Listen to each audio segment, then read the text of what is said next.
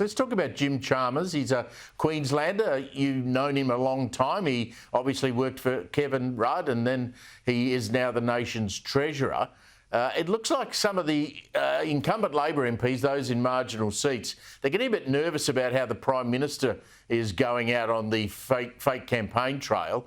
And so they're asking Treasurer Jim to turn up. He's been called to campaign into marginal seats. He was in yesterday, I think, in the Hunter Valley. Do you think the Treasurer might be able to have more success convincing locals to vote Labor than perhaps PM Albanese, who's having a rough trot? Well, I'm certainly not a fan. It wouldn't convince me, mate, because I think our Treasurer is the rolled gold BS artist of the federal parliament with that cheesy smile. And frankly, he's skated through the last 3 years without really hard questioning. If I turned up like Peter Credlin used to Daniel Andrews' press conferences, if I turned up as a journalist, I would certainly expose him to some questions he wouldn't be able to answer, because he is 1 inch deep and 5 miles wide, Jim Chalmers. But I will say this, that he's obviously got a higher level of personal popularity and appeal than the Prime Minister, who now with a net favourability rating of -21, that is toxic territory, that is deeply unpopular.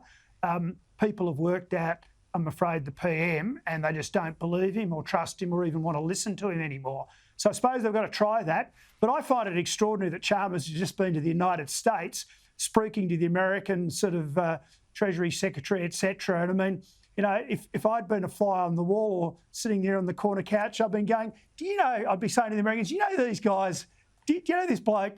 You know, he's absolutely, totally against everything you stand for. He doesn't understand what makes business tick. He's brought in or been involved in a cabinet that's brought in terrible IR laws, cranked up the price of electricity, increased the red tape and green tape on Australian businesses. He is your absolute class enemy. And everything you're going to do in the United States is going to show up his flawed policies over the next few years. Australia will go backwards. Meanwhile, the United States is going to go forward in leaps and bounds with lower taxes and less regulation and abandoning this net zero rubbish.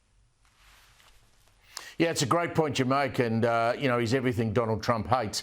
Just quickly before you go, I can't let you go without talking 2032 Olympics. And Gold Coast says, hey, we'd like some of the swimming. Brisbane says, hey, you're not getting any of the Olympic Games. What's going on here? Is this a genuine fight between the two locations to have the swimming? I'd say so. But look, I'm just sick of the me in this country these days, Steve. Look, we've got really significant pressures on the federal budget. The NDIS is out of control.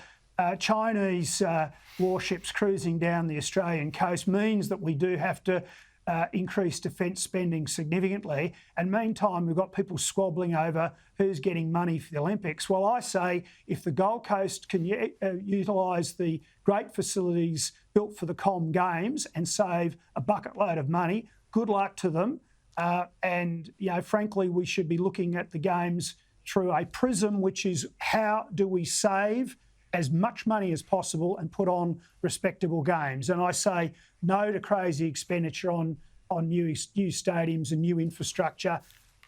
Look, the world has changed in the last 4 or 5 months.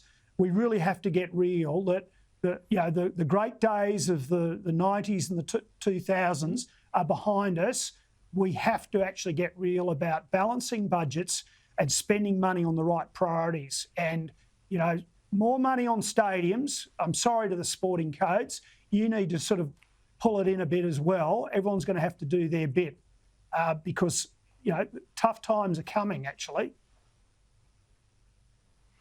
Yeah, good point, good point, Campbell. Thank you very much for that. Interestingly, I note today that the organising committee has stuck Greg Norman on the committee. I think Greg knows more about spending money than saving